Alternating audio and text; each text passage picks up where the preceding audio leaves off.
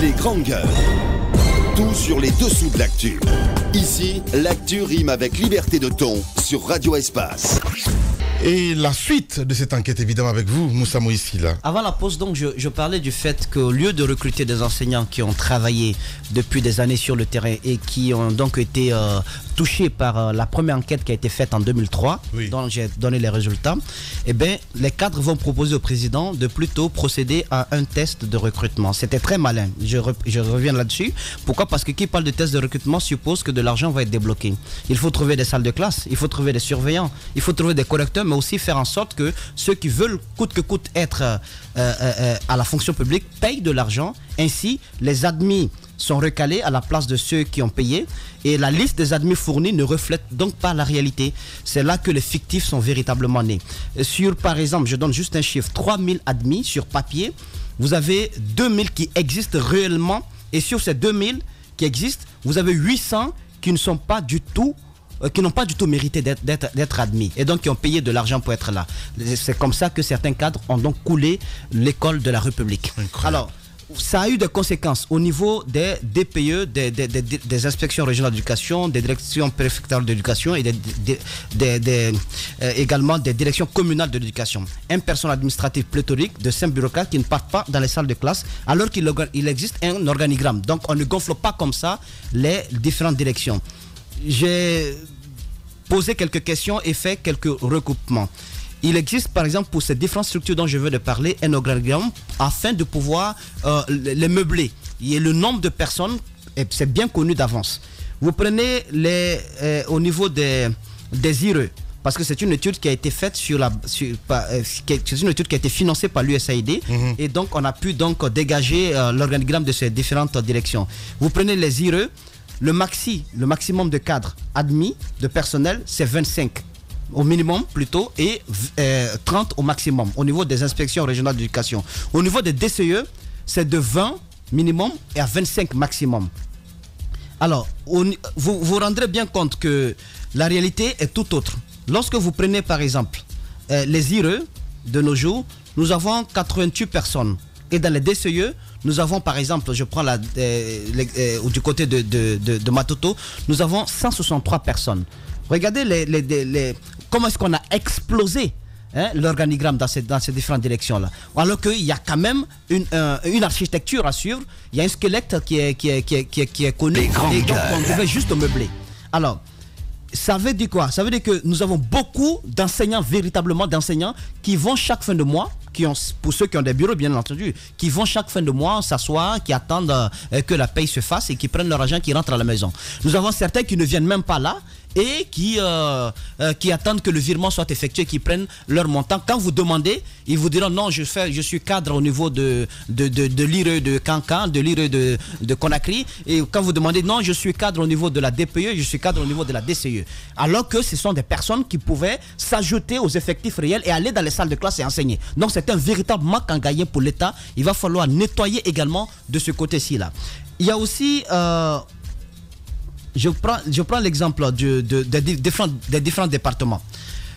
Les effectifs à ce niveau, le 3 septembre 2018, de 11h10 à 13h30, il a été procédé à la restitution des résultats d'un contrôle qui a été fait donc par l'inspection générale d'État dans les services centraux de ces 3 départements. Oui. L'éducation nationale, l'enseignement supérieur, mais également la formation professionnelle. Il y a les tableaux qui sont là. Je ne sais pas comment je vais vous lire ces tableaux-là. Oui, alors, on le voit à la télévision, évidemment. Pour ceux qui nous regardent à la télé, on fait l'illustration à l'instant T avec Mamoudou Kondé. Allez-y, mon cher Moussa. Des effectifs qui émargent dans les différents départements où par exemple, ils ne sont pas en fonction. Mais attendez, je pense que je vais lire ça. C'est ce qui peut nous dire. C'est plutôt ça. Voilà. Les grandes gueules. Donc, vous avez au niveau des effectifs du personnel, qui a été vu en fonction du fichier fourni par la présidente de la République au mois de mai 2018. Vous avez le personnel au niveau du ministère de l'Enseignement supérieur et de la Recherche scientifique. Vous avez par exemple 869 personnes. Au niveau du ministère de la Formation professionnelle, vous avez 1306 personnes. Au niveau de l'enseignement de l'éducation nationale, vous avez 1284 personnes pour un total de 3459 personnes. Ça, c'est sur la base du fichier que la présidence a, à travers, donc, bien entendu, ceux qui sont en charge de l'éducation là-bas, qui conseillent le chef de l'État sur les questions de l'éducation nationale. Regardez maintenant les effectifs du cabinet suivant le fichier solde du système informatique du budget, parce que c'est le budget qui paye, au titre des mois de juillet et août. Au niveau du ministère de l'enseignement supérieur, vous avez 707. Au niveau du ministère de la formation professionnelle, vous avez 1462. Au niveau du ministère de l'éducation nationale, vous avez 1392 pour un total de 3561. Vous avez là la différence déjà entre le fichier, la différence qui existe entre le fichier qui a été fourni qui sort donc du ministère du budget et le fichier que les différents ministères en charge de l'éducation nous fournissent. Alors, vous avez la différence également entre le fichier solde du système informatique et celui qui a été fourni. Au niveau du ministère de l'enseignement supérieur, vous avez 162 comme différence. Au niveau de l'enseignement professionnel, vous avez 156. Au niveau du MENA, vous avez 108 pour un total de 327. Vous avez également des effectifs qui ne figurent pas sur le fichier solde, mais qui ont été fournis, qui figurent sur le fichier qui a été fourni par la présidence de la République. Vous avez 5 au niveau de l'enseignement supérieur, 239 au niveau de l'enseignement professionnel, 148 au niveau de l'éducation nationale pour un total de 432.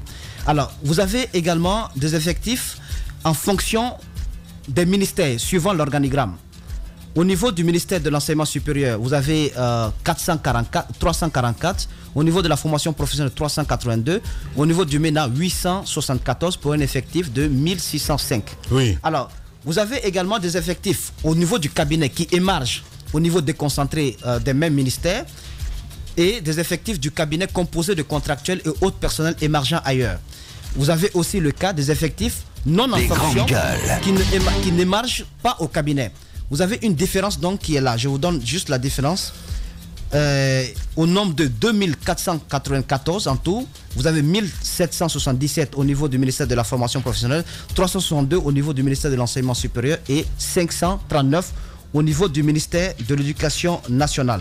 Alors, je vous donne juste la conclusion de ce résultat qui a été trouvé par l'inspection générale d'État. Des effectifs en fonction reconnus par les responsables des différents services départementaux, des différents services de l'éducation, mais qui ne disposent d'aucun acte d'affectation. Ils sont au nombre de 177, dont 132 à l'enseignement, à la formation professionnelle et 45 au niveau du ministère de l'Éducation nationale. Vous avez également un nombre important de personnel de département contrôlé, 102 au niveau de la formation professionnelle et 138 au niveau de l'éducation nationale, qui ont par exemple leur salaire domicilié dans d'autres directions qui sont autres que les services où ils viennent par exemple travailler. Donc à ce stade, l'inspection générale révèle que nous avons une sorte de pléthore au niveau des directions, des différentes directions en charge de l'éducation. Au niveau de la formation professionnelle, on a plus de monde qu'il n'en faut parce que je vous ai donné l'organigramme. Au niveau de l'éducation nationale, la même chose. Et également au niveau de la recherche scientifique du ministère de l'enseignement supérieur, la même chose. Je pense que les documents existent. Si on veut travailler dans le but d'assainir le fichier de l'éducation nationale pour mettre fin à ces questions de doublons, je pense que le travail, on n'a pas à réinventer la roue. Il y a un travail sérieux qui a déjà été fait depuis 2003. Il y a aussi un travail qui a été énorme, qui a été abattu, qui n'est pas encore fini certes, mais oui, par Dr Bano. Oui. On peut rapidement arriver à un bon résultat afin de débarrasser le système éducatif de tous ces facteurs qui le mettent en retard. Si vraiment on veut travailler, au cas contraire, ce travail également sera fait par la commission qui a été constituée et les résultats seront mis dans les tiroirs. Voilà, vous êtes chez les GG. Radio Espace, les grandes gueules. Leur spécialité, c'est la démesure totale. Tant qu'ils ne changeront pas, nous ne changerons pas non plus. Les grandes gueules, à suivre tous les jours sur la radio d'opinion. Radio Espace.